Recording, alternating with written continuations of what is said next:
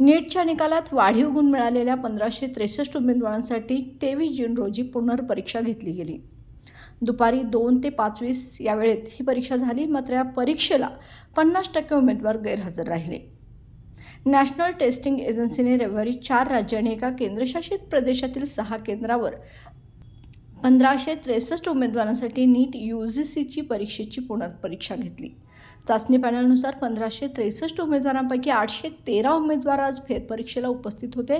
750 उमेदवारांनी परीक्षा देणे टाळले। मेघालय, हरियाणा, छत्तीसगड, गुजरात आणि चंदीगड येथील 6 केंद्रावर परीक्षा सुरू होण्यास उशीर झाल्यामुळे वेळेचे नुकसान झाल्याची भरपाई झालेल्या विद्यार्थ्यांना NTAने ग्रेस गुण मागे घेतल्यानंतर ही परीक्षा घेण्यात आली।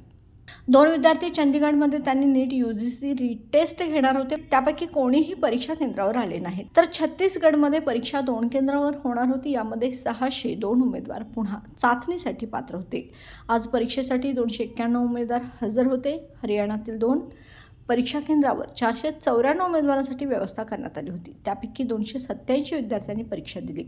मेघालयात 464 पैकी 234 पात्र उमेदवारांनी परीक्षा दिली। गुजरातमध्ये एका उमेदवारासाठी पुन्हा चाचणी घेण्यात आली।